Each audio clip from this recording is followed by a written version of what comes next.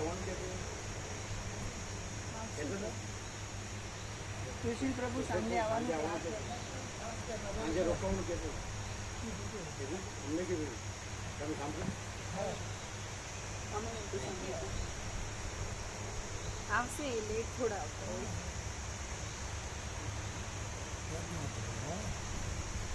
તમારે આવવાનું તો તમારે સેવામાં આવવાનું પણ તમને સેવાનું એટલે નથી આવતા. એમને ખુદને એવો પ્રોબ્લેમ છે કે એમને ખુદને એવો પ્રોબ્લેમ છે. ઠંડા જવું પડે છે ને એટલે આપણા લીધે આખી બસ બધું અને પછી એનો ટાઈમ નહીં હોતો ગમે ત્યારે 5 મિનિટમાં ના જઈએ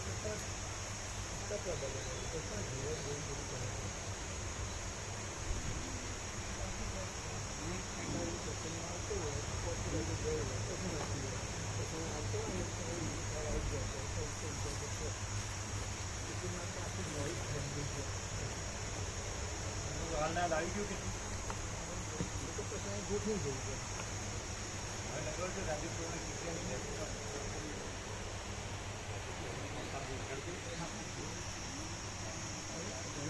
એને સારું લગાડ્યું કે નહીં એમ કહેવાનું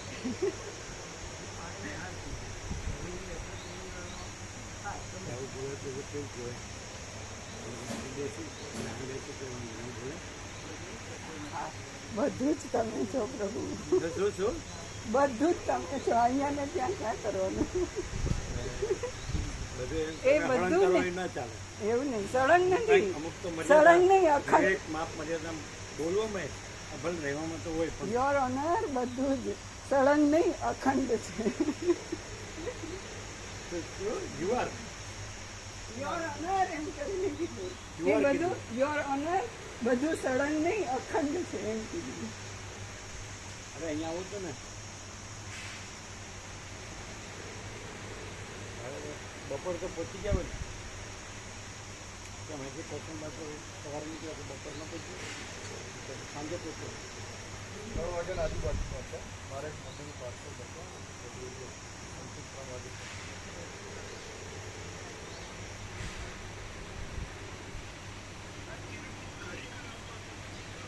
એક મિનિટ દાઢી પછી કરાવજો.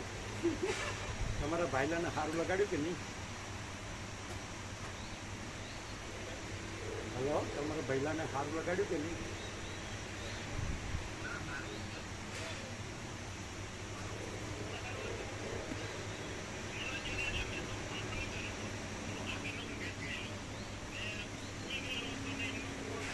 બરાબર.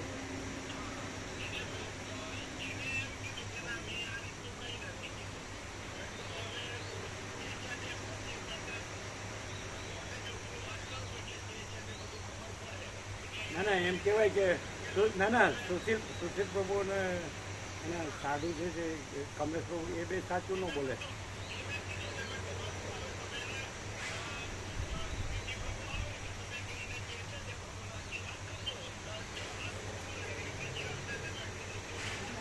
એને યાદ કરીને આવ્યા ને એટલે શું કરશો? આ યાદ કરીને આવ્યા એટલે 100 વર્ષ જીવનું રિનોવેશન જ કર્યા કરશો? હા બોલો. એટલે હવે તમારે એમને જ માનવાનું બરાબર. આપણે રહેવા દે ને. આ બધા અહીં બધા ખોટા છે ને એ હરિશ્ચંદ્રના અવતાર છે એમ રાખો ને. એટલે તમે બધા હવે તમે ત્યાંના દરબારો બધા હરિશ્ચંદ્રના અવતાર એમ રાખો ને.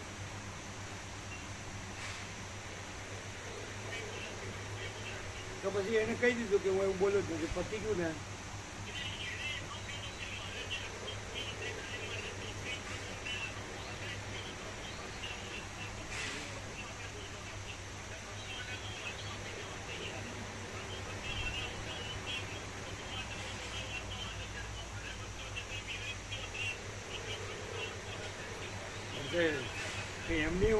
એમની શું મિસ્ટેક કે એમની હું ભૂલ, સુશીલ પ્રભુને ભાવિકોની શું ભૂલ?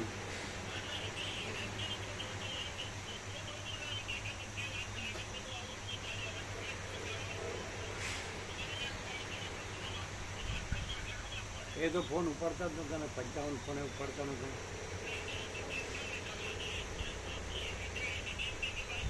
એટલે હવે નોટ એમ થયો કે તમે એને કાંઈ કહી શકો નહીં. પતી ગયું ને.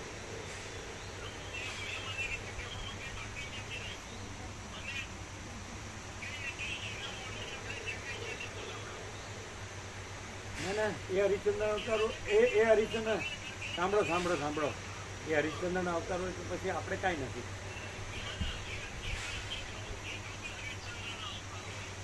તમે બધાય ઓમ ઓમ ઓમ એ કે મેં એવું કાંઈ કીધું જ નથી.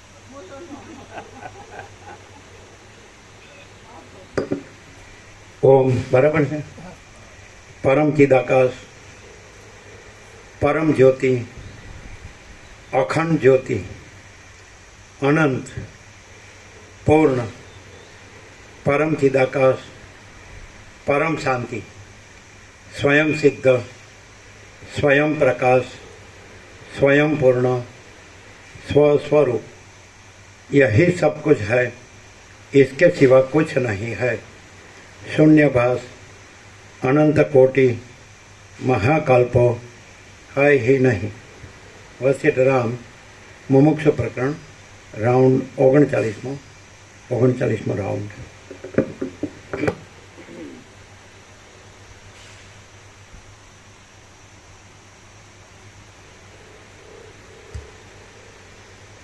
એમ કીધું હું કઈ બોલ્યો જ નથી.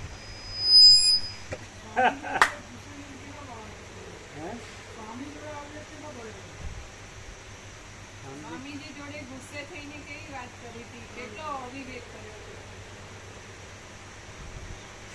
ના હરિશ્ચંદ્ર આવતા. ચાલો. આદ્ય પરબ્રહ્મ સદગુરુ દેવ કી જય. ઓમ શ્રી પરમાત્મને નમઃ. સદગ્રંથોમાં શિરોમણી શ્રી યોગ વાસિષ્ઠ મહારામાયણ મુમુક્ષુ પ્રકરણ પાના નંબર 105 સર્ગ 18મો ગ્રંથના ગુણ. આ 18મા સર્ગમાં આ ગ્રંથના મુખ્ય ગુણો ફળોની સાથે કહેવામાં આવશે અને ઉપમાઓમાં કયા અંશો ગ્રહણ કરવા તે પણ કહેવામાં આવશે. વશિષ્ઠ બોલ્યા, જેમ સારું બીજ વાવવામાં આવ્યું હોય તો તેમાંથી સારું ફળ અવશ્ય ઉત્પન્ન થાય છે, તેમ આ સંહિતાને વાંચવાથી અવશ્ય જ્ઞાન ઉત્પન્ન થાય છે. માણસે રચેલું શાસ્ત્ર પણ જો યુક્તિઓથી તત્વનો નિર્ણય કરાવતું હોય તો તેને ગ્રહણ કરવું, અને ઋષિએ રચેલું શાસ્ત્ર પણ જો તેવી રીતે નિર્ણય કરાવતું ન હોય તો તેને તજી દેવું. બુદ્ધિમાન પુરુષે તો ન્યાયને અનુસરતી પદ્ધતિ જ પકડવી જોઈએ. બાળકનું વચન પણ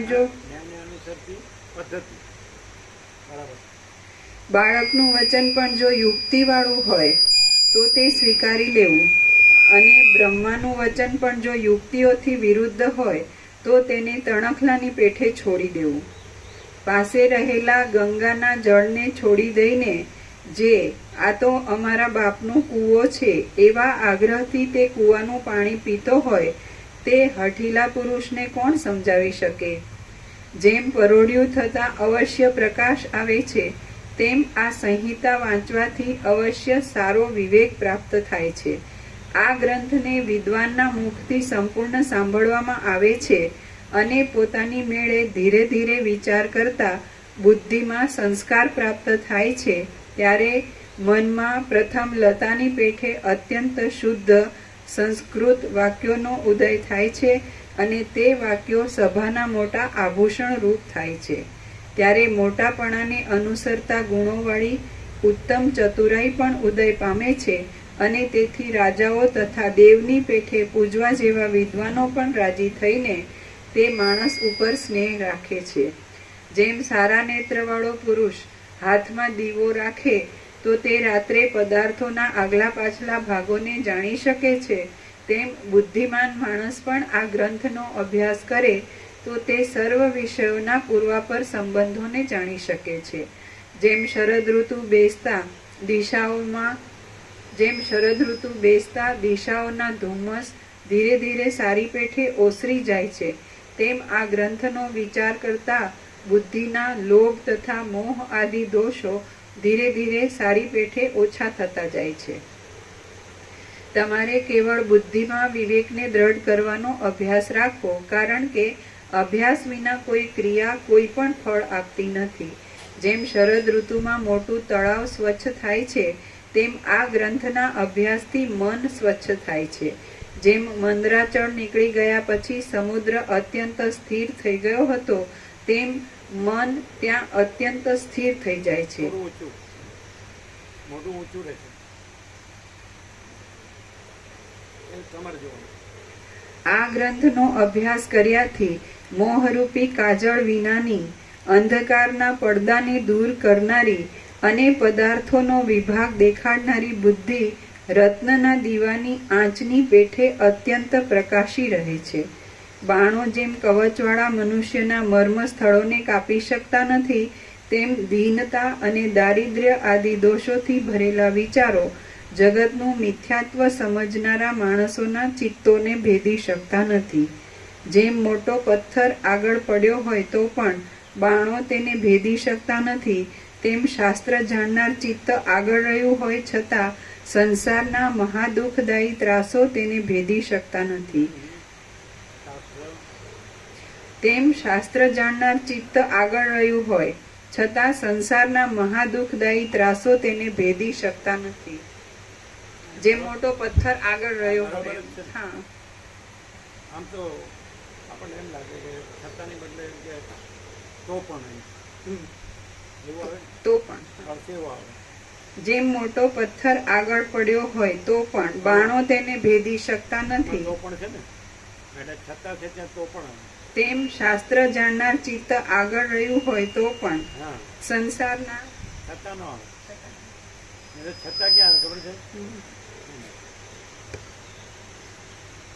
એ નેગેટિવ હોય ને તો આવે, છતાં એને ભેદે છે, તો પણ તેને ભેદી શકતા નથી એવું આવે.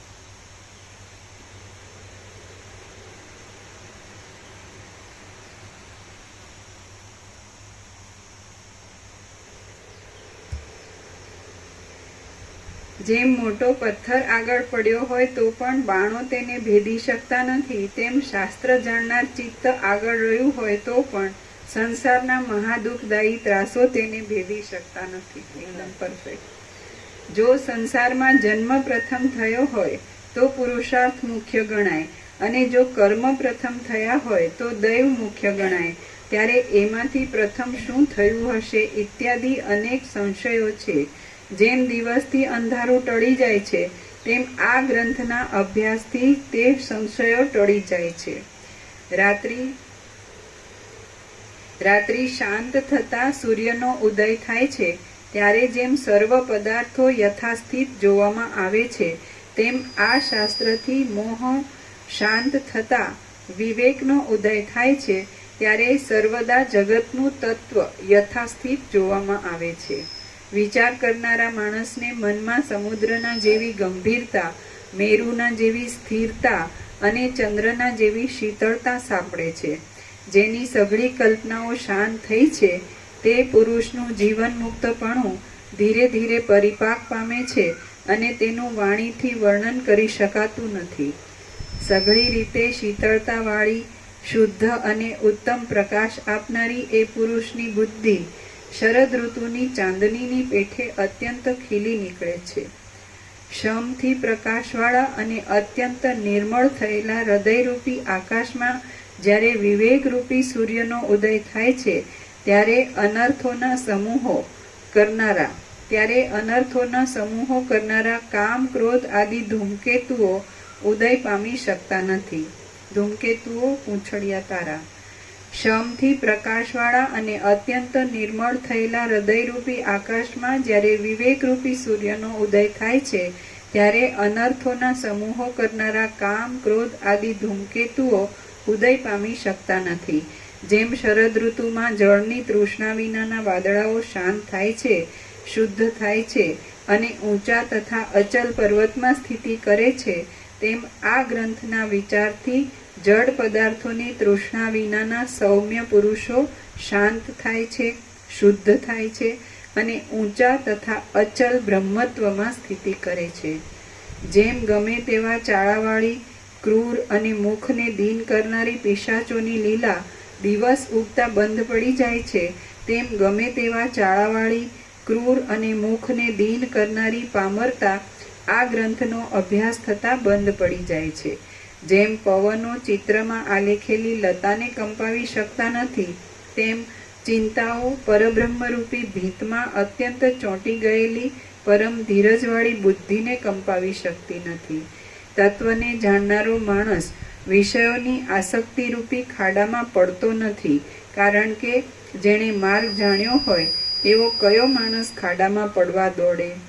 પતિવ્રતા સ્ત્રી જેમ યોગ્ય રીતે પ્રાપ્ત થયેલા અંતઃપુરના આંગણામાં રમે છે, તેમ સારા શાસ્ત્રોના પ્રસંગથી સારા આચરણો કરનારાઓની બુદ્ધિ યોગ્ય રીતે પ્રાપ્ત થયેલા અવિરોધી કાર્યમાં રમે છે. લાખો અને કરોડો બ્રહ્માંડોમાં જેટલા અંતઃકરણો છે તે પ્રત્યેક ભ્રાંતિ માત્ર અંતઃકરણમાં વિરક્ત બુદ્ધિવાળો પુરુષ બ્રહ્માંડોને રહેલા દેખે છે. ભ્રાંતિ માત્ર બ્રહ્માંડોને રહેલા દેખે છે. મોક્ષના ઉપાયો સમજવામાં આવવાથી જેનું અંતઃકરણ શુદ્ધ થયું હોય છે, તે પુરુષને ભોગનો સમૂહ કદી પણ ખેદ આપતો નથી, તેમ તે તેને કદી પણ આનંદ આપતો નથી. પ્રત્યેક અંતઃકરણમાં બ્રહ્માંડોના અસીમ સમૂહો પ્રકટ થાય છે અને લીન થાય છે. તત્વવેત્તા પુરુષ તેમને મહાસાગરમાં ઉછળી ઉછળીને લીન થતા મોજા જેવા સમજે છે. તત્વવેત્તા પુરુષ કાર્યોના તથા ફળોના સ્વરૂપોને જાણે છે, છતાં પણ અજ્ઞાની ઝાડની પેઠે તે પ્રાપ્ત થયેલા અનિષ્ટોનો દ્વેષ કરતો નથી, તેમ જતા રહેલા ઈષ્ટોની ઈચ્છા કરતો નથી. તત્વવેત્તા પુરુષ કાર્યોના અને ફળોના સ્વરૂપોને જાણે છે, છતાં પણ અજ્ઞાની ઝાડની પેઠે તે પ્રાપ્ત થયેલા અનિષ્ટોનો દ્વેષ કરતો નથી, તેમ જતા રહેલા ઈષ્ટોની ઈચ્છા કરતો નથી. ઈષ્ટ તથા અનિષ્ટ ફળોની પ્રાપ્તિ થતાં પણ હૃદયથી અજીત રહેનારો તત્વવેત્તા પુરુષ પોતાને જે મળે છે તેને અનુસર્યા કરે છે, અને તેથી તે બીજા લોકો જેવો આભાસ માત્ર જોવામાં આવે છે. આ ગ્રંથને સંપૂર્ણ રીતે સમજી વાંચી તેના પ્રત્યેક શ્લોકનું વિવેચન કરવામાં આવે તો અનુભવ થશે કે આમાં જે કહ્યું છે તે સઘળું યુક્તિ સિદ્ધ છે, પણ વરદાનના કે શાપના વચનની જેમ કહી દીધું નથી. આ શાસ્ત્રરૂપ કાવ્ય શબ્દાલંકારોથી તથા અર્થાલંકારોથી શણગારેલું છે, રસમય છે, સુંદર દ્રષ્ટાંતોથી સિદ્ધ છે અને સમજવું સહેલું છે.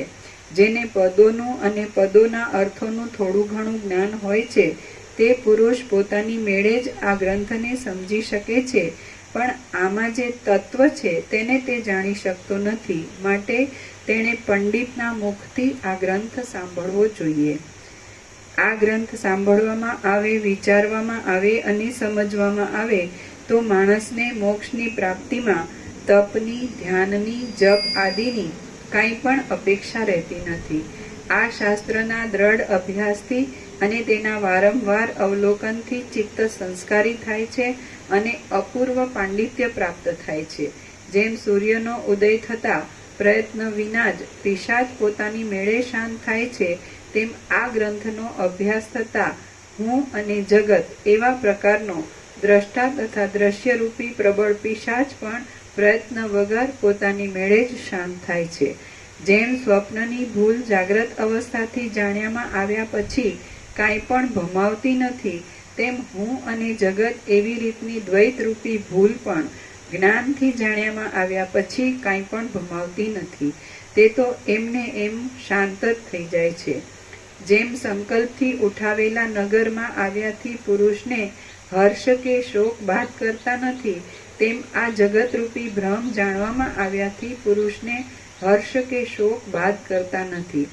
જેમ સર્પના ચિત્રને ચિત્રરૂપે જાણવાથી તે સર્પ ભય આપનાર થતો નથી, તેમ જગતરૂપી સર્પને યથાર્થ રૂપે જાણ્યા પછી તે સુખ કે દુઃખને આપનાર થતો નથી. જેમ જાણવાથી ચિત્રના સર્પનું સર્પપણું એમને એમ નષ્ટ થઈ જાય છે, તેમ અધિષ્ઠાનને, કલ્પિતના આધારરૂપ બ્રહ્મને, તેમ અધિષ્ઠાનને જાણવાથી સંસારનું સંસારપણું એમને એમ નષ્ટ થઈ જાય છે. ફૂલને કે પાંદડાને વીંખી નાખવામાં થોડોક પરિશ્રમ પડે છે, પણ તેટલો થોડો પરિશ્રમ પણ અધિષ્ઠાનરૂપ બ્રહ્મને ફૂલને કે પાંદડાને વીખી નાખવામાં થોડોક પરિશ્રમ પડે છે, પણ તેટલો થોડો પરિશ્રમ પણ અધિષ્ઠાન રૂપ બ્રહ્મને જાણવાથી જગતને વીખી નાખવામાં પડતો નથી. ફૂલને કે પાંદડાને મસળવામાં હાથ ચલાવવા પડે છે, પણ સંસારને મસળવામાં તો કેવળ બુદ્ધિને જ રોકવાનું કામ છે. બીજા કોઈ અવયવ ચલાવવાનું તેમાં કામ નથી. સુખદાયી આસન ઉપર બેસવું, જેવા મળી આવે તેવા ભોગો ભોગવવા અને સદાચારથી વિરોધી હોય એવા કાર્યો ન કરવા, દેશકાળને અનુસરીને બનતા સત્સંગથી સુખપૂર્વક આ શાસ્ત્રોનો અથવા ઉપનિષદ આદિ શાસ્ત્રોનો સૂક્ષ્મ વિચાર કરવો. આથી આ સંસારની શાંતિ આપનારો પરમાત્માનો સાક્ષાત્કાર થાય છે અને એ સાક્ષાત્કારથી ફરીવાર યોનિરૂપી યંત્રમાં દબાવવું પડતું નથી.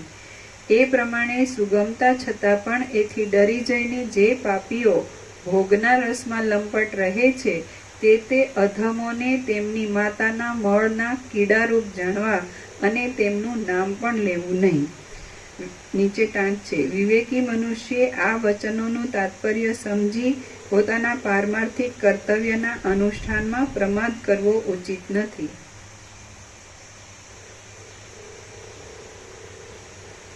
હે રામ, હવે હું અત્યંત શુદ્ધ બુદ્ધિવાળાઓના પ્રાણરૂપ અને જ્ઞાનનો વિસ્તાર કરનારું આ શાસ્ત્ર કહું છું, તે તમે સાંભળો. પ્રથમ એ શાસ્ત્ર કઈ રીતે સાંભળવું અને કઈ રીતે તથા કઈ પરિભાષાથી, શાસ્ત્રના અસાધારણ સંકેતથી તેને વિચારવું તે હું કહું છું, તમે તે સાંભળો. જોવામાં આવેલા પદાર્થથી અનુભવમાં નહીં આવેલા પદાર્થને જે સમજાવવામાં આવે છે તેને વિદ્વાનો દ્રષ્ટાંત કહે છે.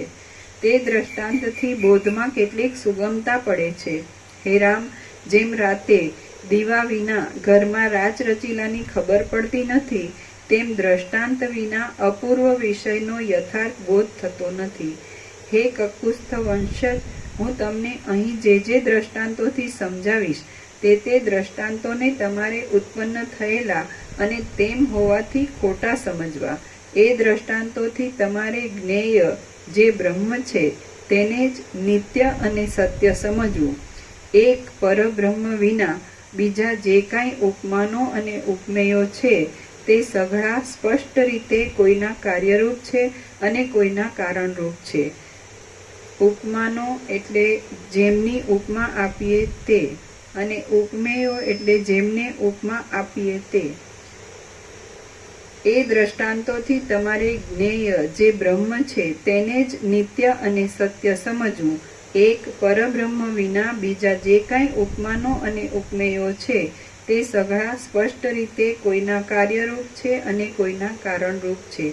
બ્રહ્મના ઉપદેશમાં તમને જે દ્રષ્ટાંત કહેવામાં આવે તેમાંથી એક અંશની સરખાઈ લેવી, પણ સઘળા અંશોની સરખાઈ મેળવવાનો આગ્રહ રાખવો નહીં.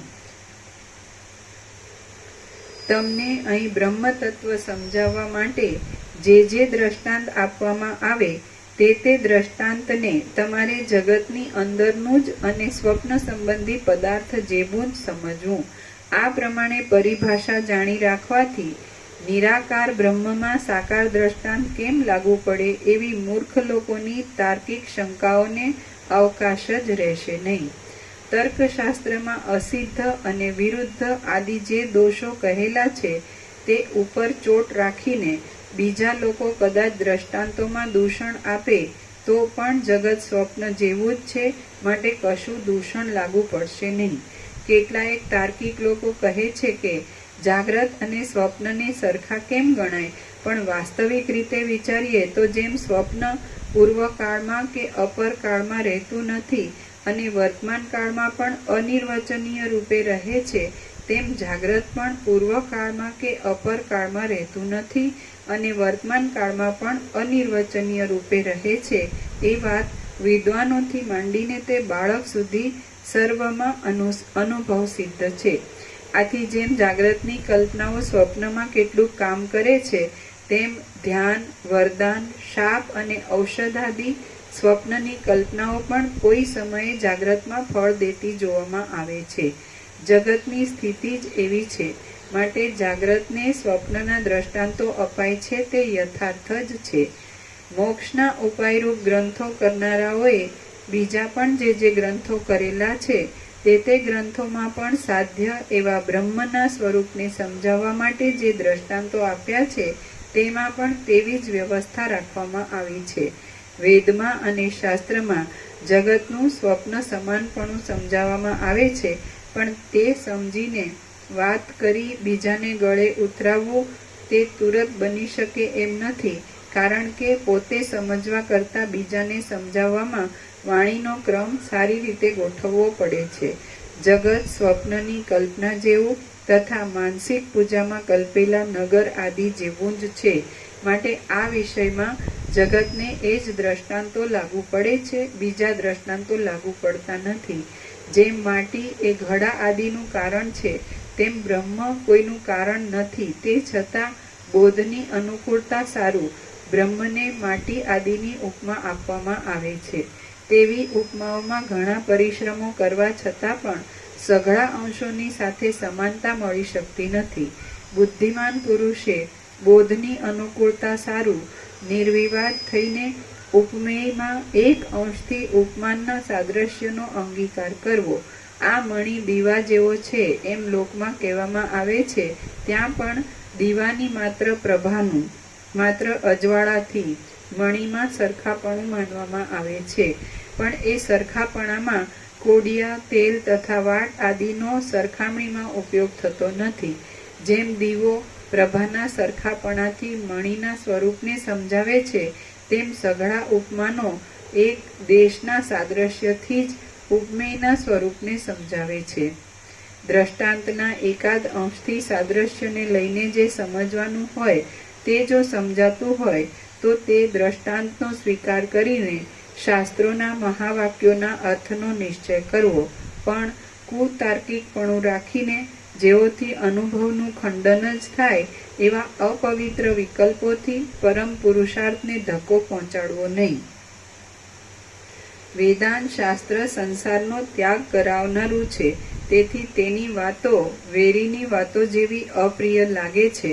બીજા શાસ્ત્રો પ્રપંચમાં પ્રવૃત્તિ કરાવનારા હોવાથી તેમની વાતો સ્ત્રીની વાતો જેવી મીઠી લાગે છે. તો પણ અમે સિદ્ધાંત કર્યો છે કે વેરીની વાત પણ જો વિચારથી અનુભવ કરાવનારી હોય તો તેનો સ્વીકાર કરવો, અને સ્ત્રીની વાત પણ જો વેદોક્ત પુરુષાર્થથી ભ્રષ્ટ કરનારી હોય તો તેને બકવાદ રૂપ જ સમજવી, પણ પ્રામાણિક સમજવી નહીં. હે રામ, અમારી મતિ એવી છે કે તેથી જીવન મુક્તિરૂપ શુભ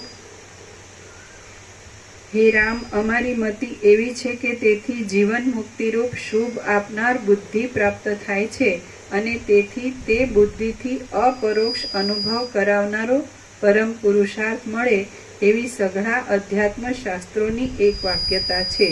માટે વેદ વિરુદ્ધ કેવળ પોતાના તર્કોથી જ પુષ્ટ થયેલા બીજા શાસ્ત્રોથી બની શકે નહીં એવો અપરોક્ષ અનુભવ કરાવનારો પરમ પુરુષાર્થ એ જ અમારા મતમાં પ્રમાણ છે.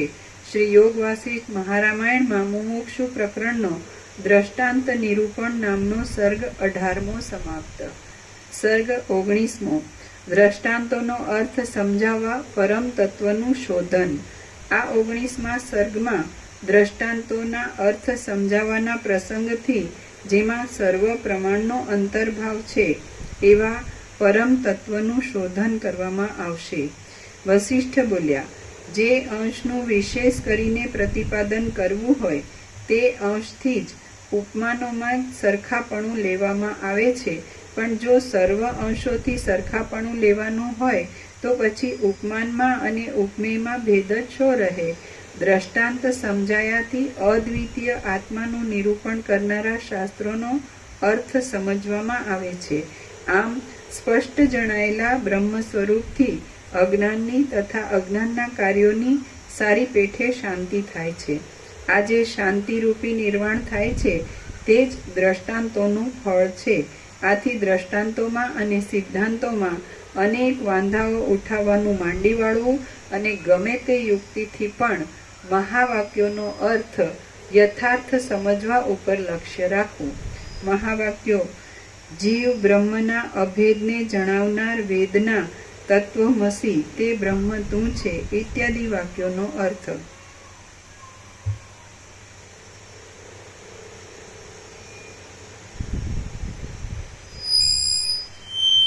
આથી દ્રષ્ટાંતોમાં અને સિદ્ધાંતોમાં અનેક વાંધાઓ ઉઠાવવાનું માંડી વાળવું અને ગમે તે યુક્તિથી પણ મહાવાક્યોનો અર્થ યથાર્થ સમજવા ઉપર લક્ષ્ય રાખવું. શાંતિ જ પરમ કલ્યાણ રૂપ છે, માટે તેને સિદ્ધ કરવામાં યત્ન રાખો. શાંતિ જ પરમ કલ્યાણ રૂપ છે, માટે તેને સિદ્ધ કરવામાં યત્ન રાખો. ભાણામાં ભાત આવ્યો હોય પછી તે કેવી રીતે રંધાયો એ વિશે કલ્પના કરવાનું શું પ્રયોજન છે? સઘળી રીતે મળતા ન આવે એવા છતાં પણ એક રીતથી મળતા આવીને ધારેલું કામ પાડે એવા ઉપમાનોથી અને ઉપમેયોથી જેમ બને તેમ બોધની સગવડ કરવામાં આવે છે. પથરાઓના ગર્ભમાં ઉત્પન્ન થયેલા જાડા તથા આંધળા દેડકાની પેઠે વિવેક રહિત થઈને સંસારના ભોગોમાં આસક્ત થવું નહીં. દ્રષ્ટાંતો ઉપરથી સમજીને યત્ન કરવો, પરમ પદ મેળવવું અને શાંતિ આપનારા શાસ્ત્રોના અર્થનો નિરંતર વિચાર કર્યા કરવો. જ્યાં સુધી ચિત્તમાં પુનરાવૃત્તિથી રહિત એવી સાતમી ભૂમિકા નામની શાંતિરૂપ વિશ્રાંતિ સારી રીતે ન મળે ત્યાં સુધી સમજુ પુરુષે પ્રત્યેક અવકાશમાં ગુરુની સેવા આદિ ધર્મો તથા તેઓમાં ઉપયોગી સાધનો સંપાદન કરવા અને શાસ્ત્રોના વચનોથી સૌજન્યથી બુદ્ધિથી તથા તત્વવેત્તાઓના સમાગમથી વિચાર કર્યા કરવો. સાતમી ભૂમિકામાં વિશ્રાંતિ પામેલા અને સંસારરૂપી સમુદ્રમાંથી પાર ઉતરેલા ગૃહસ્થ કે સંન્યાસીને આ લોકમાં કે પરલોકમાં કરેલા કર્મોનું ફળ થતું નથી. તેમ કર્મો નહીં કરવાથી તેને કશો દોષ લાગતો નથી. એ પુરુષ તો સાતમી ભૂમિકા સુધી પહોંચેલા તો ઓળખાય નહીં ને, સામાન્ય માણસ જેવા જ લાગે એવું અંદર વસી શકે છે અમને. તો પછી સાતમી ભૂમિકા એટલે તો શુભેચ્છા સુવિચારણા ધનુમાંસા સત્વપતિ અને અવસાન શક્તિ પદાર્થા ભાવીની તુર્યાગાને તુર્યાચિતા. એ તો કેવી રીતે ખબર પડે? એટલે એ સામાન્ય માણસ જેવા જ લાગે. એટલે એ ખબર પડે તો એને સેવવાની ખબર પડે ને કે હા બરાબર, આનો લાભ લઈને આપણે પણ એ જેમ પરમપદ રહ્યા છે એમ આપણે પરમપદ રહીએ. એ સંપૂર્ણ ભ્રાંતિ રહી શુદ્ધ સ્વરૂપ રહ્યા છે એમ આપણે પણ સંપૂર્ણ ભ્રાંતિ રહી શુદ્ધ સ્વરૂપ રહીએ. એ તો હવે અજ્ઞાનીને તો ખબર જ ન જ પડે. એ ભાઈ જે દ્રશ્યની ભ્રાંતિ હોય, દ્રષ્ટાના દ્રશ્ય, હું આ જીવ છું ને જગત છે ને આ હું મારું છે ને દેખાદેખી ચર્ચા ચર્ચી હોય, ચંચળતા ભ્રાંતિ હોય, ભૌતિકતા વિલાસિતા બધું હોય. એ તો કેવી રીતે ખબર પડે? તો ખબર ના પડે. એટલે વાંચ્યો એટલે સાંભળે ને બોલે, પણ ઓળખી શકે તો પોતે જ ન રહેવો. જો પરમપદ ને ઓળખી શકે તો પોતે જ પરમપદ ન રહે, બીજાનું કામ ઓળખો. બીજામાં પરમપદ ઓળખે તો પોતામાં જ પરમપદ ન ઓળખે, બીજાની શું જરૂર છે? પણ એ તો ભ્રાંતિમાં તો એ શક્ય જ નથી. પછી એવું થાય કે આવા વસિત પ્રકાશથી સરળ શ્રવણથી એને ઉઘાડ થતો જાય. આ સત છે ને અસત છે એ બધો વિવેક થતો જાય, એવું બને. આ ચિદાકાશ છે ને આ ચિદાભાસ છે, બિંબ પ્રતિબિંબની જેમ, તો એને ખ્યાલ આવે એવું બને.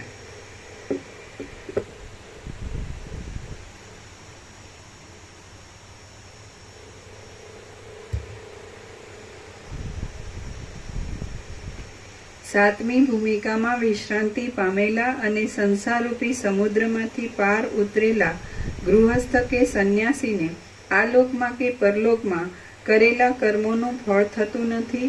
તેમ કર્મો નહીં કરવાથી તેને કશો દોષ લાગતો નથી. એ પુરુષ તો મંદરાચળ વિનાના થયેલા સમુદ્રની પેઠે વિક્ષેપ રહિત જ રહે છે. તેથી તેને શ્રુતિઓનો કે સ્મૃતિઓનો પરિચય રાખવાનું કશું કામ નથી. જ્ઞાનના વિષયને યથાર્થ રીતે મનમાં ઉતારવા સારું ઉપમાનનું અને ઉપમેયનું એક અંશથી સાદ્રશ્ય લેવું, પણ સઘળા અંશો મેળવવાનું દોડડાપણ દોડવું નહીં.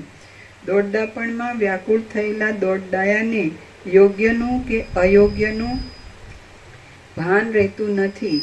એટલા માટે તમારે દોડડાપણ કરવું નહીં અને જે સમજવાનું છે તે ગમે તે યુક્તિથી સમજી લેવાનો જ આગ્રહ રાખવો. હૃદયમાં વ્યાપક ચૈતન્યનો અનુભવ આવવા છતાં જે પુરુષ તેમાં કુતર્કો કર્યા કરે છે તે પુરુષ દોડડાયો કહેવાય છે. જેમ મેઘ નિર્મળ આકાશને મલિન કરી નાખે છે, તેમ જે મૂર્ખ મનુષ્ય અભિમાનથી ઉઠતા કલ્પનાના અંશોથી જ્ઞાનમાં ખોટા વાંધા નાખ્યા કરે છે, તે મનુષ્ય પોતાના મનના નિર્મળ બોધને મલિન કરી નાખે છે. હવે હું તમને એક મુખ્ય પ્રમાણરૂપ પ્રત્યક્ષ તત્વ કહું છું, તમે તે સાંભળો. જેમ સઘળા જળો સમુદ્રમાં વિશ્રાંતિ પામે છે, તેમ સઘળા પ્રમાણો એ મુખ્ય પ્રમાણ રૂપમાં વિશ્રાંતિ પામે છે. સઘળી ઇન્દ્રિયોને સત્તા તથા સ્ફુરણ આપનાર જે મુખ્ય અખંડિત જ્ઞાન વિદ્વાનોમાં પ્રસિદ્ધ છે, તે જ અનુભવથી સિદ્ધ એવું પ્રત્યક્ષ તત્વ કહેવાય છે. અર્થને અનુસરીને એ તત્વના જ અનુભૂતિ, અનુભવ, વેદન, જ્ઞાન, પ્રતિપત્તિ, સમજ તથા પ્રત્યક્ષ એ નામો કહેવાય છે અને વ્યવહારની દશામાં એ જ આપણો જીવ કહેવાય છે. એ પ્રત્યક્ષ તત્વરૂપ અખંડિત જ્ઞાન વૃત્તિરૂપ ઉપાધિને લઈને સંવિત કહેવાય છે અને હું એવી પ્રતીતિને લઈને પ્રમાતા, પ્રમાણથી જાણનાર કહેવાય છે. વળી તે જ જ્યારે બહારના આવરણોનો ભંગ થઈ વિષય રૂપે પ્રકટ થાય છે, ત્યારે ઘટાદિક પદાર્થ કહેવાય છે. જેમ વાયુ આદિને લીધે જળ તરંગાદિક રૂપે સ્ફુરે છે, તેમ અનેક પ્રકારના ભ્રમોને ઉત્પન્ન કરનારા સંકલ્પ વિકલ્પને લીધે એ જ તત્વ જગત રૂપે સ્ફુરે છે. એ બ્રહ્મ તત્વ કોઈનું પણ કારણ નથી, છતાં સૃષ્ટિના આરંભમાં તરત સૃષ્ટિ રૂપે સ્ફુરીને સૃષ્ટિના કારણરૂપ થયેલ છે, એટલે પોતે પોતામાં જ પોતાના કારણરૂપ થયેલ છે. એ બ્રહ્મ કોઈનું કારણ નથી, છતાં પણ જીવનું કારણ છે એમ માનવામાં આવે છે. પણ એ જીવ જ અજ્ઞાનથી ઉઠેલો છે, એટલે વાસ્તવિક રીતે તો બ્રહ્મ જીવનું કારણ નથી. જેમ બ્રહ્મ અવિદ્યાથી જીવરૂપ થયેલ છે, તેમ તે પ્રકૃતિમાં જગતરૂપે પણ પ્રકટ થયેલ છે. જ્ઞાન દશામાં એ બ્રહ્મ જ સાક્ષાત્કાર રૂપ થાય છે ને પોતાથી ઉત્પન્ન થયેલા પોતાના શરીર જગતનો નાશ કરીને તુરત પોતા જીવને પરમ વ્યાપક પ્રત્યક્ષ રૂપ કરે છે. જીવ જ્યારે સાક્ષાત્કારથી આત્માકાર થાય છે, ત્યારે તે સાક્ષાત્કાર પણ કોઈ શબ્દથી કહી શકાય નહીં એવા પરમ સ્વરૂપથી રહે છે. પોતાની બુદ્ધિની, ઇન્દ્રિયોની અને કર્મોની સાથે જ્યારે ક્રિયારહિત થયેલું મન શાંત થાય છે, ત્યારે તે પાછું ઉઠવાનું નહીં હોવાને લીધે જીવન મુક્તને કરેલા કર્મોથી કશું ફળ થતું નથી અને વિહિત કર્મો નહીં કરવાથી કશો દોષ પ્રાપ્ત થતો નથી. વિષયોનું સ્ફુરણ નહીં રહેવાથી મન જ્યારે શાંત થઈ જાય છે, ત્યારે કર્મેન્દ્રિયો બંધ પાડેલા યંત્રની પેઠે કર્મ આદિમાં પ્રવર્તતી નથી. જેમ પાટિયા ઉપર ગોઠવેલા લાકડાના બે ઘેટાઓના માથા ભટકાવવામાં તેમની અંદર રહેલી ખેંચવામાં આવતી દોરી કારણ છે, તેમ વિષયરૂપી યંત્રના ચલાવવામાં મનનું સ્ફુરણ કારણ છે, એમ વિદ્વાનોનો નિશ્ચય છે. જેમ ચલન વાયુની અંદર જ રહેલું છે, તેમ ઇન્દ્રિયોના તથા મનના વિષયોથી ખીચોખીચ ભરેલું જગત બ્રહ્મમાં જ રહેલું છે. શુદ્ધ અને સર્વના અધિષ્ઠાન રૂપ બ્રહ્મ જ્યારે જગત રૂપે દેખાય છે, ત્યારે તે જાણે ઉત્પન્ન થયું હોય અને જાણે દિશા, કાળ, બાહ્ય પદાર્થો તથા માનસિક પદાર્થો આદિ અપાર દેહોવાળું થયું હોય એમ જણાય છે. દ્રશ્ય રૂપે ભાસતા દેહાદિકને જોઈને એ જ મારું સ્વરૂપ છે એમ મોહથી સમજી લેવામાં આવે છે, તો એ જ પરબ્રહ્મ જીવરૂપ થઈ જાય છે. જ્યાં જેવી રીતે જે રૂપ દ્રશ્ય થયું હોય, ત્યાં પરબ્રહ્મ પણ તેવી રીતે તે રૂપ જ જણાય છે. એ શરૂઆતમાં જ્યાં જેવી રીતે ઉલ્લાસ પામે છે, ત્યાં તરત તેવી રીતે જ રહે છે અને જાણે દ્રશ્યરૂપ થઈ ગયેલ હોય તેમ પ્રકાશે છે. સર્વાત્મકપણાને લીધે જાણે તેમાં દ્રષ્ટાપણું અને દ્રશ્યપણું આવ્યું હોય એમ બને છે, પણ વાસ્તવિક રીતે દ્રષ્ટાપણું અને દ્રશ્યપણું એ બંને મિથ્યા છે, કારણ કે દ્રશ્ય વિના દ્રષ્ટા હોતો નથી અને દ્રષ્ટા વિના દ્રશ્ય હોતું નથી.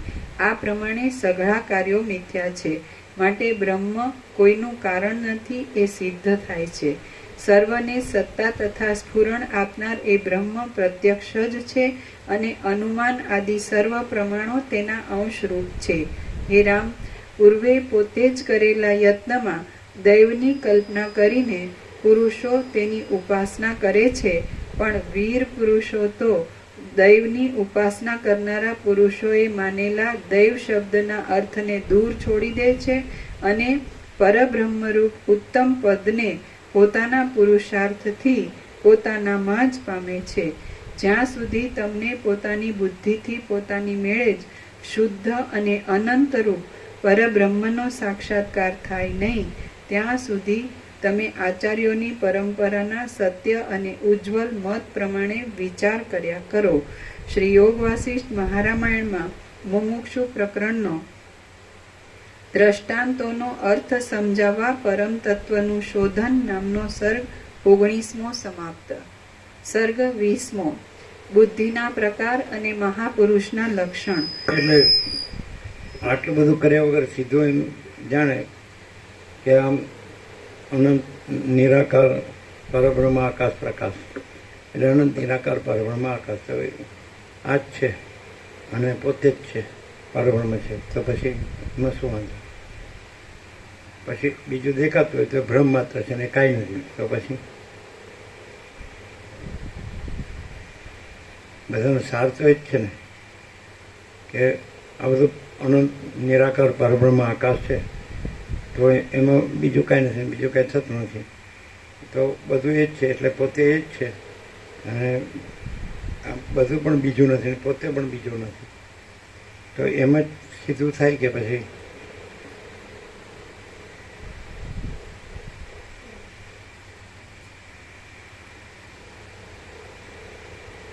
એટલે ઘણી જાતના ભ્રમો બધા હોય, એટલે બધું ઘણી જાતનું એ ભ્રમો નથી, એ ભ્રમ નથી, એ ભ્રમ નથી એમ સાંભળવું પડે. સીધું એમ કે પરબ્રહ્મ જ છે ને કોઈ ભ્રમ નથી, તો પછી પોતે જ છે. એટલે આ પોતે નહીં, જે ભ્રમ છે એ પોતે નહીં, કારણ કે પરબ્રહ્મમાં કોઈ ભ્રમ સંભવતો નથી. તો જ્યાં ભ્રમ નથી ત્યાં પરબ્રહ્મ પોતે જ છે, પોતે જ પરબ્રહ્મ છે. આ જગત ભ્રમ નથી, જીવ ભ્રમ નથી અને પરબ્રહ્મ છે. તો વારંવાર એ બતાવવામાં આવે, એ કહેવામાં જ આવે. પછી એવું જેને ભ્રમ રૂઢ થઈ ગયો હોય એટલે એ ભ્રમ નથી એ માર કહેવું પડે. પણ જેને ભ્રમ રૂઢ ન હોય તેને તો એક જ વાર કહો તો પણ એ પરબ્રહ્મ જ છે અને ભ્રમ નથી. પણ એ બોલવાથી નથી. ખરેખર જો પરબ્રહ્મ જ રહ્યું હોય તો પરબ્રહ્મ પરમ શાંતિ સ્વાનુભૂતિ તત્વસાર, અને હું કેવળ પરબ્રહ્મ અખંડ સચ્ચિદાનંદ છું, તો એ અખંડ સત ચૈતન્ય આનંદ સ્વરૂપ રહ્યા હોય એ રહ્યું જ છે. અને પછી અસત ને જડ ને નિરાનંદ એટલે દુઃખ છે જ નહીં. આમ તો વાત સીધી છે. એનો અર્થ એવો થાય કે જે બહુ ભ્રમ રાખે છે એને આ બધું વધારે સરળ શ્રવણ કરવું પડે એવો અર્થ થાય. હું આ છું, આ દેહ છું, પુરુષ છું, સ્ત્રી છું, પછી મને આ જોઈએ, મને આ જોઈએ, એવું બધું હોય ને, તો એને વારંવાર કહેવું પડે કે આ નથી. એમ કે આ બધું પરબ્રહ્મ છે, અનંત નિરાકાર પરબ્રહ્મ આકાશ પ્રકાશ. તો એ તો આ નથી, આ બધું નથી અને બધું પરબ્રહ્મ છે, એ વારંવાર એને સમજાવવામાં આવે.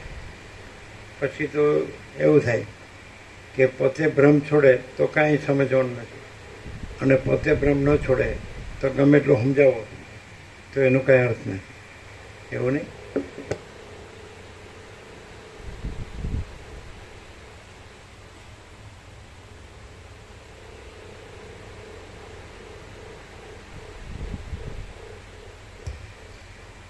સર્ગ 20મો. પોતે પરબ્રહ્મ તો છે જ, એમાં કાંઈ કરવાનું નથી, કંઈ થતું નથી, પણ એમાં કોઈ ભ્રમ છે જ નહીં. એટલે હવે આવું શબ્દોથી બોલે ખાલી તો એક પરબ્રહ્મ ન કહેવાય, પણ પરમ શાંતિ હોય અને કોઈ ભ્રાંતિ ન હોય તો એ પરબ્રહ્મ કહેવાય. શાંતિ ન હોય અને કે હું પરબ્રહ્મ છું, બધું પરબ્રહ્મ છે, પણ શાંતિ ન હોય ને એટલે ભ્રાંતિ હોય, ચંચળતા ભ્રાંતિ હોય, શાંતિનો, તો એ બોલવાનો કોઈ અર્થ નથી. અને પરમ શાંતિ હોય તો બોલવાની જરૂર નથી કે બધું પરબ્રહ્મ છે કે પોતે પરબ્રહ્મ છે, હું પરબ્રહ્મ, એ કંઈ બોલવાની જરૂર નથી. પરમ શાંતિ મેઇન છે. પરમ શાંતિ છે તો બધું જ છે, અને શાંતિ નથી તો પછી એ કાંઈ નથી. શાંતિ હૈ સબ કુછ હૈ, શાંતિ નહીં કુછ નહીં. એટલે બોલે તો બધા બોલે. પુસ્તકીય પોપટીયું જ્ઞાન તો બધાને હોય, પણ શાંતિ કોઈ ન હોય. મારે આ જોઈએ, મારે આ જોઈએ, અભાવ માટેની ઈચ્છા પૂરી થાય નહીં, બધી અંદર ભ્રાંતિ, ચંચળતા ભ્રાંતિ હોય. તો એમાં ખરેખર પરબ્રહ્મ રહ્યું છે તો એમાં કોઈ ચંચળતા ભ્રાંતિ નથી, એમાં કોઈ અભાવ અને કોઈ ઈચ્છા નથી. એ તો સદા આનંદપૂર્ણ જ છે ને.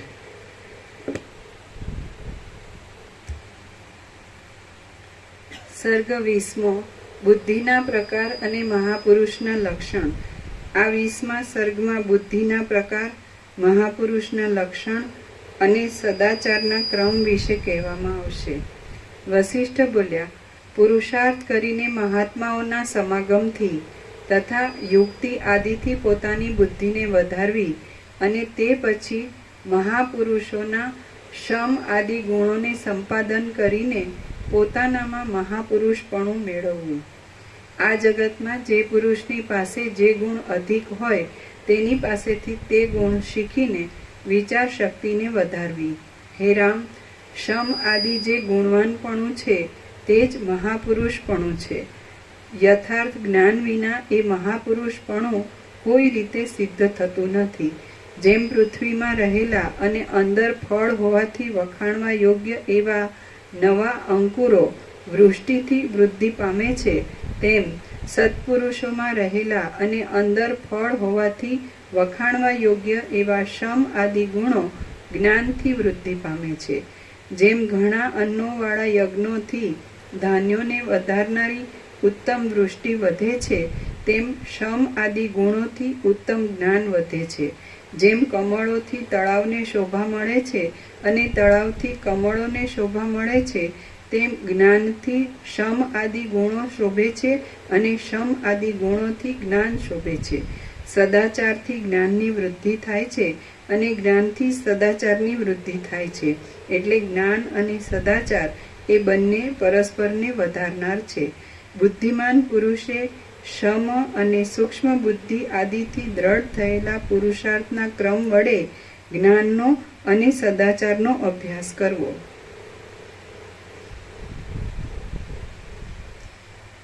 હે તાપ, જ્યાં સુધી જ્ઞાન અને સદાચારનો સાથે અભ્યાસ થાય નહીં ત્યાં સુધી પુરુષને તેમાંનો એક પણ ગુણ સિદ્ધ થતો નથી. પાકેલી શાલના ખેતરનું રક્ષણ કરનારી સ્ત્રી તાળીઓ પાડીને ગાતી હોય છે, તેથી પક્ષીઓને ઉડાડવાનું કામ થાય છે અને તે સાથે તેને ગાયનનો આનંદ પણ મળે છે. તે જ પ્રમાણે અકર્તા છતાં લોકને કરતા લાગતો તૃષ્ણા રહિત પુરુષ જ્ઞાનનો અને સદાચારનો અભ્યાસ કરતો હોય, તેથી અજ્ઞાનને ટાળવાનું કામ થતાં તેની સાથે તેને પરમપદની પ્રાપ્તિનો આનંદ પણ થાય છે. હે રઘુનંદન, આમ મેં તમને સદાચારનો ક્રમ કહ્યો. હવે હું એવી જ રીતે ઉત્તમ જ્ઞાનના ક્રમનો ઉપદેશ કરીશ. બુદ્ધિમાન પુરુષે યશને વધારનારું, આયુષ્યમાં સુખ આપનારું અને પરમ પુરુષાર્થરૂપ ફળને આપનારું આ ઉત્તમ શાસ્ત્ર યથાર્થ કહેનારા તત્વવેત્તાના મુખથી સાંભળવું. જેમ મેલું પાણી કતકની નિર્મળીના ફળની, જેમ મેલું પાણી કતકની રજના સંબંધથી આપોઆપ જ નિર્મળ થઈ જાય છે, તેમ તમે પણ નિર્મળ બુદ્ધિથી આ શાસ્ત્રનું શ્રવણ કરીને પોતાની મેળે જ પરમપદને પ્રાપ્ત થશો. સાધનોની સંપત્તિ મેળવીને મનન કરનારા પુરુષનું મન આ જાણવા યોગ્ય વસ્તુને જાણ્યા પછી પરમ પદને ઈચ્છતું ન હોય તો પણ પરવશ થઈને તે પરમ પદને પામે છે. કેમ કે અજ્ઞાનનો તથા તેના કાર્યોનો નાશ કરીને જાગ્રત થયેલી એ અખંડિત ઉત્તમ વસ્તુ જ્ઞાનને આધીન હોવાથી મનને કદી પણ ત્યજતી નથી. શ્રી યોગ વાસિષ્ઠ મહારામાયણમાં મુમુક્ષુ પ્રકરણનો બુદ્ધિના પ્રકાર અને મહાપુરુષના લક્ષણ નામનો સર્ગ 20મો સમાપ્ત. મુમુક્ષુ પ્રકરણ સમાપ્ત.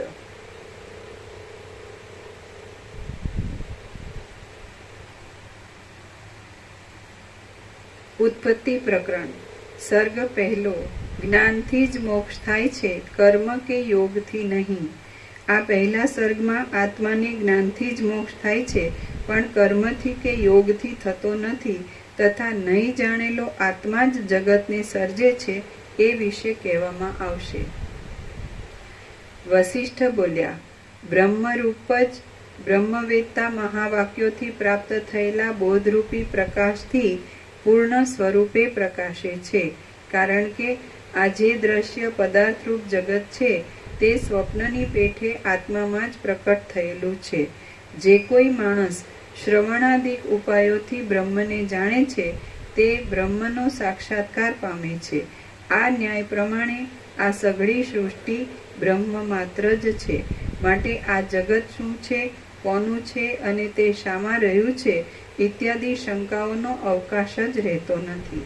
હે રામ, આ જગત મેં જે રીતનું જાણ્યું છે તે જે વસ્તુરૂપ છે અને તે જે ક્રમથી ગોઠવાયું છે તે સઘળું હું શ્રોતાઓના મનમાં ઉતરે એવી રીતે કહું છું તે તમે સાંભળો. ચિદાકાશ જ પોતે જીવરૂપ થઈને પોતામાં જ સ્વપ્નની પેઠે ઉત્પન્ન થયેલા જગતને દેખે છે. દ્રષ્ટા તથા દ્રશ્ય સાથેના આ જગતને સ્વપ્નમાં પ્રતીત થયેલા સંસારનું દ્રષ્ટાંત જ લાગુ પડે છે. મેં તમને મુમુક્ષુ વ્યવહાર નામનું પ્રકરણ કહી સંભળાવ્યું. હવે હું તમને ઉત્પત્તિ પ્રકરણ કહું છું. દ્રશ્ય પદાર્થોની સ્થિતિથી બંધન દેખાય છે અને દ્રશ્યોનો બાદ થઈ જાય તો બંધન રહેતું જ નથી. માટે હવે દ્રશ્યોનો કેવી રીતે બાદ થઈ શકે છે એ વિશે હું તમને અનુક્રમથી કહું છું તે તમે સાંભળો. જગતમાં જે પદાર્થ ઉત્પન્ન થાય છે તે જ વૃદ્ધિ પામે છે, તે જ સ્વર્ગમાં કે નરકમાં જાય છે અને તે જ મોક્ષનો અનુભવ કરે છે. આથી હું તમને તમારા સ્વરૂપનો બોધ થાય એ માટે પ્રથમ ઉપદેશ આપું છું.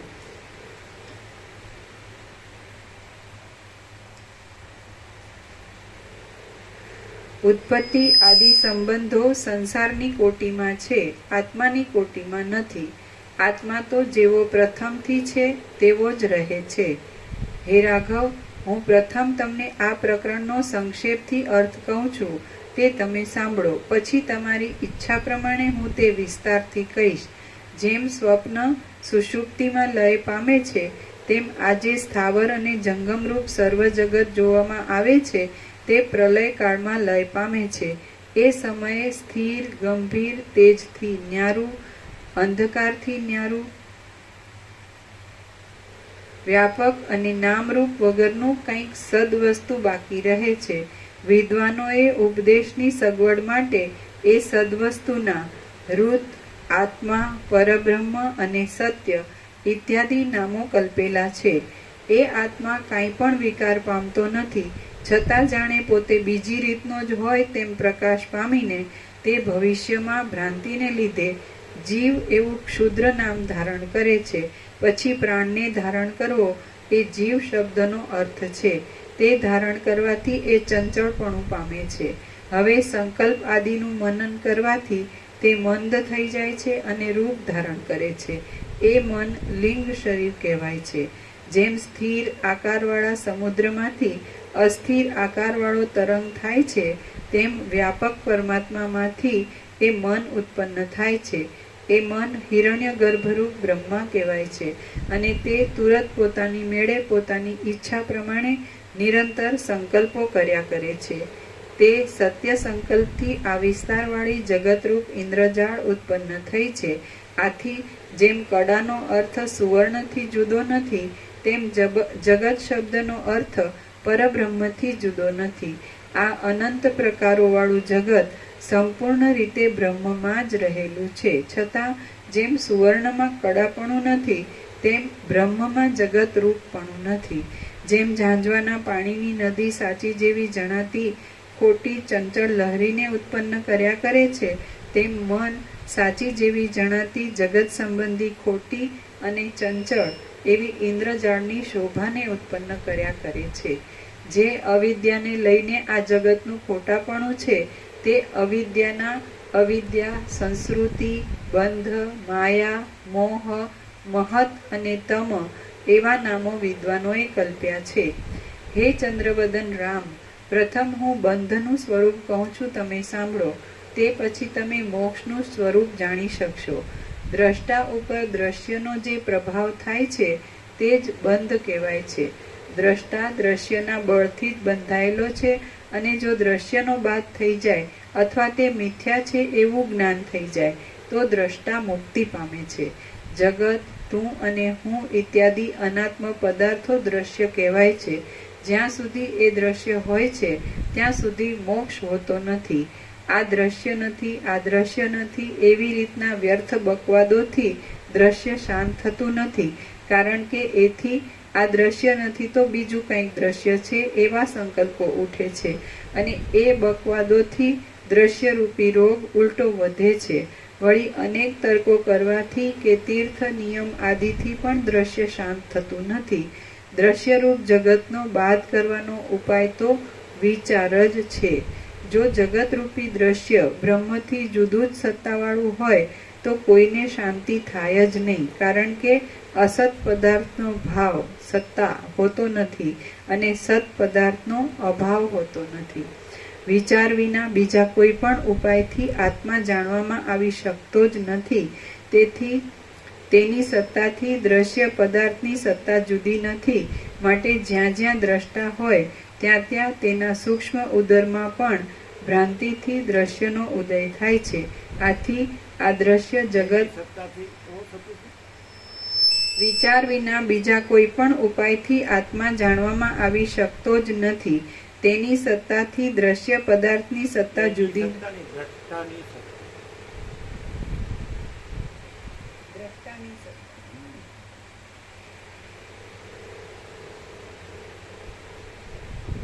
સમજાવે ને? એની જોવાથી તો શું અર્થ થાય?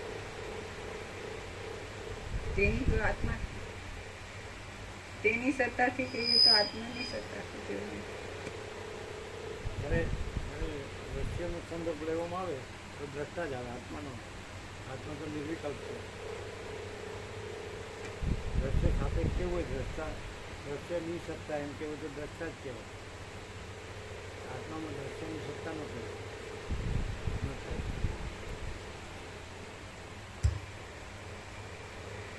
વિચાર વિના બીજા કોઈ પણ ઉપાયથી આત્મા જાણવામાં આવી શકતો જ નથી. દ્રષ્ટાની સત્તાથી દ્રશ્ય પદાર્થની સત્તા જુદી નથી. માટે જ્યાં જ્યાં દ્રષ્ટા હોય ત્યાં ત્યાં તેના સૂક્ષ્મ ઉદરમાં પણ દ્રષ્ટા છે. દ્રષ્ટાની સત્તાથી દ્રશ્ય પદાર્થની સત્તા જુદી નથી. માટે જ્યાં જ્યાં દ્રષ્ટા હોય ત્યાં ત્યાં તેના સૂક્ષ્મ ઉદરમાં પણ ભ્રાંતિથી દ્રશ્યનો ઉદય થાય છે. આત્મામાં એવું થતું નથી. આથી આ દ્રશ્ય જગત આત્માથી જીવાત્મા વાળું છે, અને મેં તેને તપથી, ધ્યાનથી તથા જપથી છોડી દીધું છે એમ સમજવું એ તો કાંજીથી તૃપ્તિ થયા જેવું છે. હે રામ, જો દ્રશ્ય પદાર્થ જુદી સત્તાવાળો હોય તો સૂક્ષ્મ ઉદરવાળા આ ચૈતન્યરૂપી દર્પણમાં તેનું પ્રતિબિંબ પડ્યા વગર રહેશે નહીં. જેમ દર્પણ ગમે તે સ્થળમાં હશે તો પણ તેમાં પર્વત, સમુદ્ર, નદી, પૃથ્વી અને જળ આદિનું પ્રતિબિંબ પડ્યા વગર રહેશે જ નહીં, તેમ ચૈતન્યરૂપી દર્પણ ગમે ત્યાં હશે તો પણ તેમાં જગતનું પ્રતિબિંબ પડ્યા વગર રહેશે નહીં. આમ તે પ્રતિબિંબ પડશે એટલે ત્યાં પણ દુઃખ, જરા, મરણ અને જન્મના તેમજ જાગ્રતમાં તથા સ્વપ્નમાં અનેક રીતે બદલાતા નાના મોટા પદાર્થોના ત્યાગ અને સ્વીકાર મટશે જ નહીં. આ દ્રશ્યને મેં ટાળી નાખ્યું છે અને હમણાં હું આ સ્થિતિમાં આવેલો છું એમ જો સમાધિમાં પ્રતીત થાય તો સમાધિમાં સંસારના સ્મરણનું એ જ અક્ષય બીજ રહ્યું છે એમ સમજવું. જો દ્રશ્ય ન હોય તો નિર્વિકલ્પ સમાધિમાં તુર્યાવસ્થારૂપ બ્રહ્મપણાનો અનુભવ થાય છે, પણ જો દ્રશ્ય હોય તો તે નિર્વિકલ્પ સમાધિ પણ ક્યાંથી પ્રાપ્ત થાય? હે રામ, જેમ સુષુપ્તિના અંતમાં સર્વ જગત પાછું પ્રતીત થાય છે, તેમ સમાધિમાંથી ઉત્થાન થતાં આ અખંડિત દુઃખરૂપ જગત જેવું ને તેવું પ્રતીત થયા વિના રહેશે નહીં. તેમ જ થયું તો પછી સમાધિથી વળ્યું પણ શું? આમ અનર્થ પાછો જ આવે તો પછી જરાવાર રહેનારી સમાધિમાં સુખ શું છે? કદાચ જીવતા સુધી નિર્વિકલ્પ સમાધિમાંથી ઉઠવાનું જ ન આવે તો પણ જ્ઞાન વિના મળેલું એ આત્મસુખ નિત્યની સુષુપ્તિના સુખ જેવું થયું. તેમાં શો સાર છે? માટે જો આ દ્રશ્યની સત્તા રહેશે તો અનેક યત્ન કરીને સમાધિ કર્યા છતાં પણ તે સમાધિમાં દ્રશ્યની પ્રતીતિ નહીં થાય કે? અવશ્ય થશે જ, કારણ કે જ્યાં ચૈતન્ય રહે છે ત્યાં તેને લગતો જગતરૂપી ભ્રમ આવ્યા વિના રહેશે નહીં. કદાચ દ્રષ્ટા સમાધિમાં બળાત્કારથી પોતાનામાં પાષાણપણાની ભાવના કરે તો પણ સમાધિના અંતમાં દ્રશ્યનો ઉદય થયા વિના રહેશે જ નહીં. એવી સમાધિઓને સ્થિર રાખવાની આશા રાખવી એ પણ ખોટી છે, કારણ કે પાષાણપણા જેવી નિર્વિકલ્પ સમાધિઓ કોઈને પણ સર્વદા સ્થિર રહેતી નથી એવો સર્વનો અનુભવ છે. કદાચ એ પાષાણપણા જેવી સમાધિઓ જામી જાય તો પણ તે શાંત ચૈતન્ય રૂપ સ્વતઃ સિદ્ધ અને અવિનાશી એવા મોક્ષ પદને પામતી નથી. આથી જો આ દ્રશ્ય પરબ્રહ્મથી જુદી સત્તાવાળું હોય તો તે કદી પણ શાંત થાય નહીં. તપથી, જપથી અને ધ્યાનથી દ્રશ્યની શાંતિ થશે એ તો મૂર્ખાઓની કલ્પના છે. જેમ કમળ કાકડીના ગર્ભમાં કમલિનીના બીજરૂપ સૂક્ષ્મ તંતુ રહે છે, તેમ દ્રષ્ટામાં પણ દ્રશ્ય પદાર્થ બીજ રૂપે રહે છે. જેમ પદાર્થોમાં રસ છે, તલ આદિમાં તેલ છે અને પુષ્પોમાં સુગંધ છે, તેમ દ્રષ્ટામાં દ્રશ્યનો અનુભવ સર્વદા હોય છે જ. જેમ કપૂર આદિ પદાર્થોને ગમે ત્યાં રાખવામાં આવ્યા હોય તો પણ તેમની સુગંધનો ઉદય થયા વિના રહેતો નથી, તેમ ચૈતન્યરૂપ આત્માને સમાધિમાં રાખવામાં આવ્યો હોય તો પણ તેના ઉદરમાં જગતનો ઉદય થયા વિના રહેતો નથી. તમારા નાના હૃદયમાં પણ મોટા મોટા સ્વપ્નો, સંકલ્પો અને મનોરાજ્યો રહ્યા છે એ તમારા અનુભવથી સિદ્ધ છે. તે જ પ્રમાણે ચૈતન્યના સૂક્ષ્મ ઉદરમાં પણ સઘળું દ્રશ્ય રહેલું છે.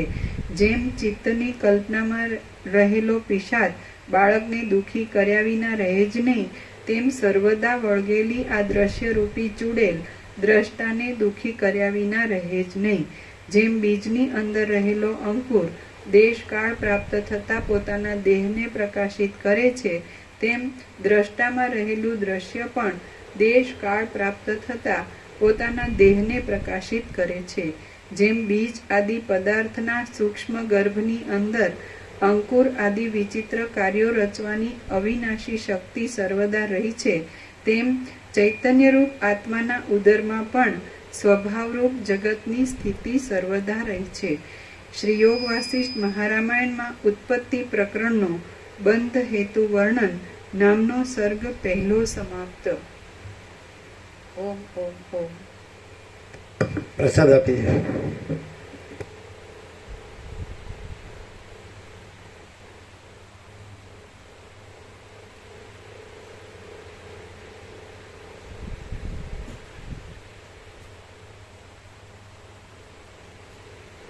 પ્રશ્ન તો ઉભો જ રહે ને, દ્રશ્યનો પ્રશ્ન તો ઉભો જ રહે ને.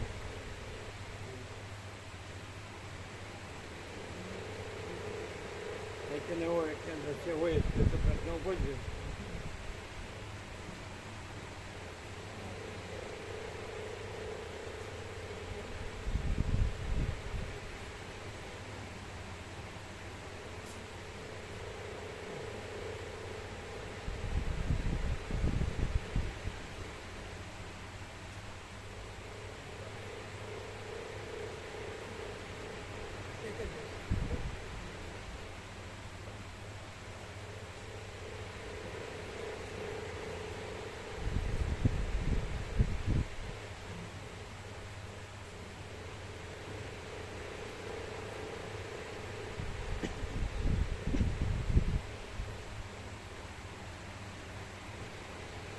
તો એનું સમાધાન શું? જ્યાં ચૈતન્ય દર્પણ હોય તો દ્રશ્ય પ્રતિબિંબ હોય જ. અને એવી તો સમાધિ કાયમ ન હોય એટલે પાછું દ્રશ્ય હોય જ. બીજ રૂપે દ્રશ્ય હોય જ. તો પછી જ્યાં ચૈતન્ય દર્પણ હોય એટલે દ્રશ્ય રૂપે પ્રતિબિંબ હોય. નિર્વિકલ્પ સમાધિ હોય તો પણ અંદર બીજ રૂપે દ્રશ્ય હોય એટલે પાછું સમાધિ કાયમ ન રહે એટલે દ્રશ્ય રહે જ. તો પછી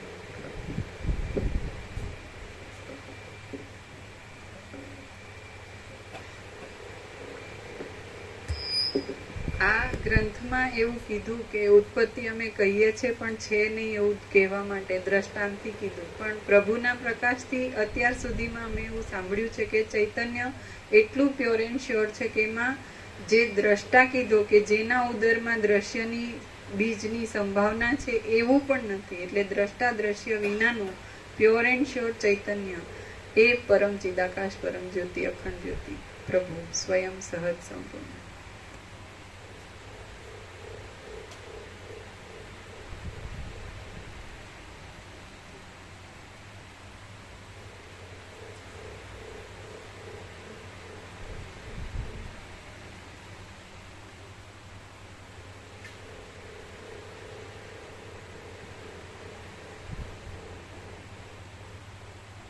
વાયર ઉપર મૂક્યું છે, વાયર ઉપર મૂક્યું.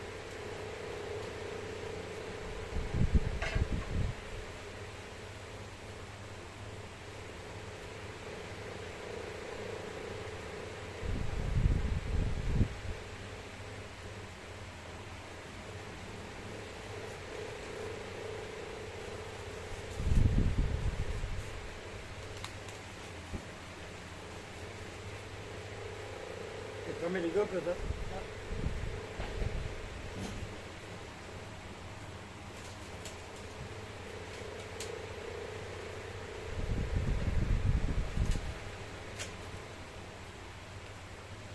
સાંજે તો પ્રસાદ લેવાનો ને એટલે વિશ્રામ કરવાનો.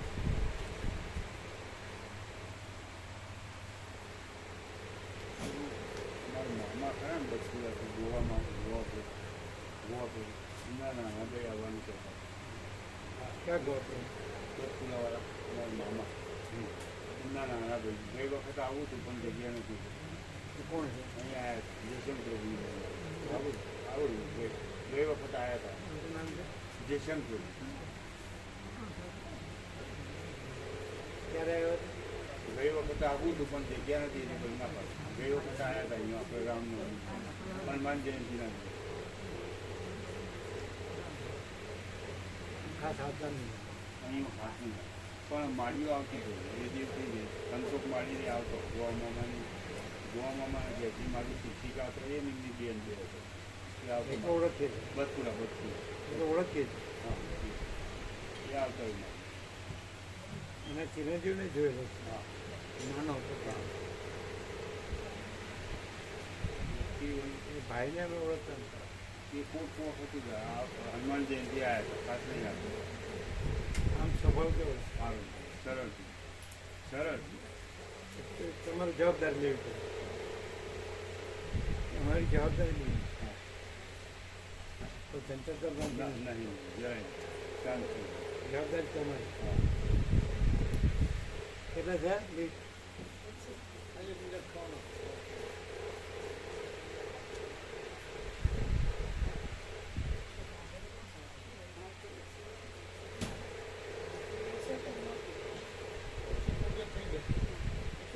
આવશે એટલે 175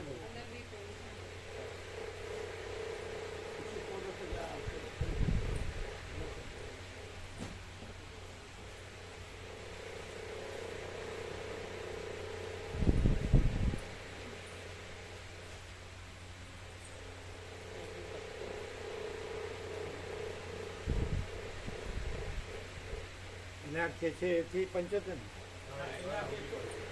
ગામનું નામ લખવાનું હો. ગામનું નામ લખવાનું.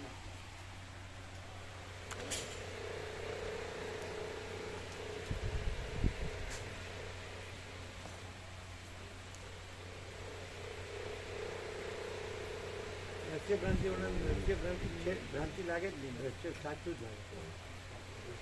દ્રશ્ય ઘણી વાર દ્રશ્ય ભ્રમ છે એને કંઈ ભ્રમ ના લાગે આ હું છું ના જગત છે સાચું જ લાગે આ હું છું આ મારું છે એટલે તો સાંભળે કે ભ્રમ છે એટલે કે ભ્રમ થોડું માની લે પણ પ્રકાશથી થાય શક્ય છે. ભ્રમને કોઈ પ્રકાશ જણાય જ નહીં દેખાય જ નહીં. ભ્રમને ન જણાય પણ એને ખબર પડે એટલે જે પ્રકાશ છે પોતે પ્રકાશ છે એમાં ભ્રમ નથી એ તો એકદમ ક્લિયર. પ્રકાશ પોતે જ છે ભ્રમ તો છે જ નહીં એટલે આ પ્રકાશથી અખંડ તત્વબોધથી જે ભ્રમ થયો હોય એવું લાગતું હોય એ ક્લિયર. કે હવે આવ્યા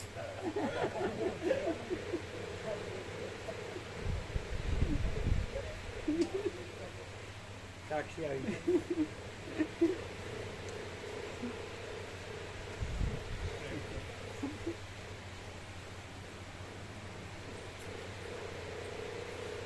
બધું આવી ગયું ને સામે સવારથી લાગી જજો હો. ખબર છે જારીની ખબર છે.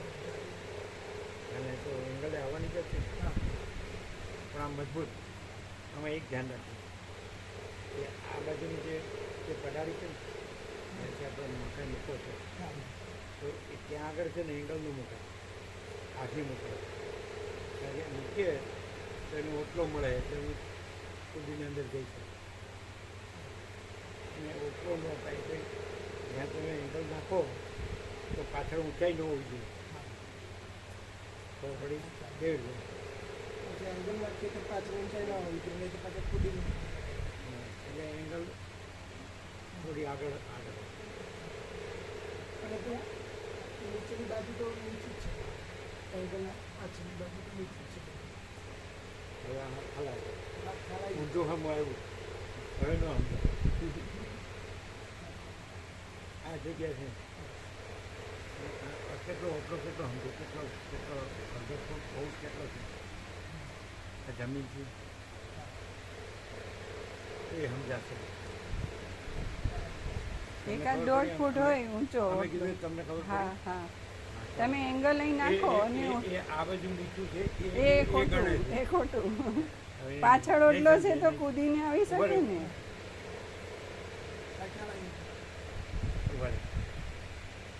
ઓટલો આટલો છે હા હા અને આટલો આની જમીન નીચી છે આ ઓટલો છે હવે તમે નીચેથી જાળી નાખો હા એટલે તમે જે 4 ફૂટ ગણો છો એ 3.5 ફૂટ એટલે 3 જ થઈ ગયું એટલે ઓટલા ફૂટ તેને 3 ફૂટ પૂરવું પડે હજી સમજાતું નહીં જોયું હા કરે હવે પહેલાં કીધું તો એ લાવ્યો કે આગળ તો આગળ નીચું છે હવે પાછું લાવ્યા હા શું નહીં આગળ તો નીચું હોય ને પણ હા આગળ નીચે હા તો ચાલે ને ના આગળ ભલે ગમે તે છે પણ એંગલ એમ મૂકો નહીં. અને પાછળ 1 ફૂટનો ઓટલો છે ઓટલા ઉપર જ ખોડીને પછી ત્યાં જ એંગલ કરીએ ઓટલા ઉપર જ તો એ કેટલું ખોટશો 2.5 ફૂટ ઓટલા ઉપર જ લાવવાનું છે કરીને પછી ત્યાં જ અને સિમેન્ટ નાખવાનું છે એની કરતાં નીચેથી ઊંચે સુધી ભરી પછી એને આવી રીતના 7 ફૂટ છે ને એટલે હવે બધી 4.5 ફૂટ ઊંચાઈ ગઈ સાડા એટલે 2.5 ફૂટ મળે ને નીચે એટલે 4.5 ફૂટ એક ફૂટ બરાબર ને કે 5 ફૂટ નહીં અને 2 ફૂટ અંદર 2.5 ફૂટ અંદર એવું કીધું છે 2.5 ફૂટ અંદર. તો સાડા એ તમારે શું છે કે એ જે નીચાણ છે એને ભરવું પડે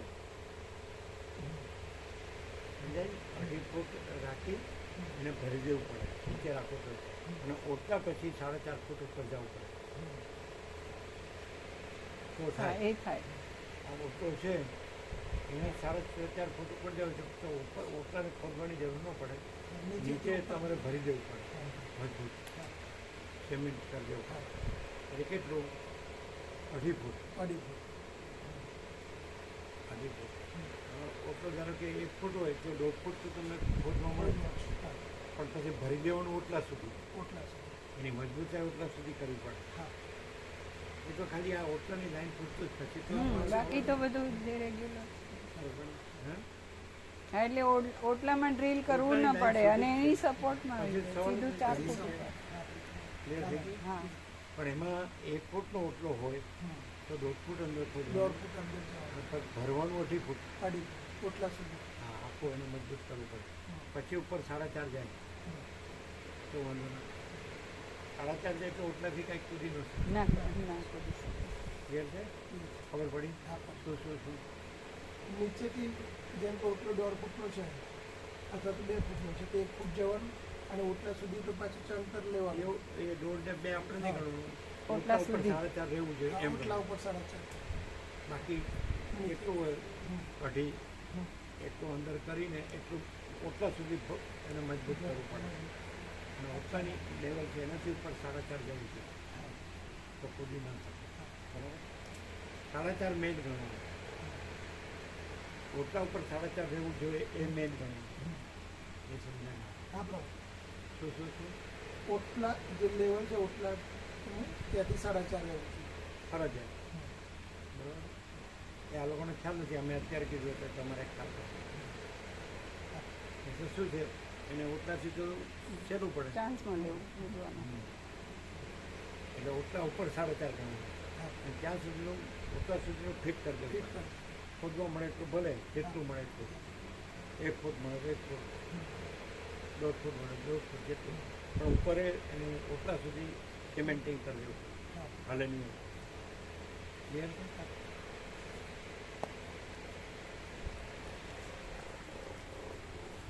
ચાલો અમે કર્યું નથી કાંઈ અને આ બધા અનુભવી.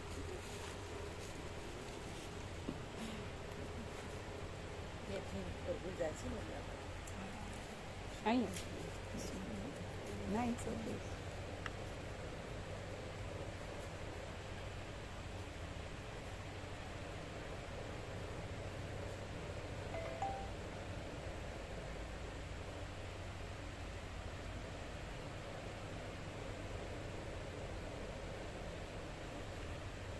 જે વ્યવસ્થિત લઈ લેજો.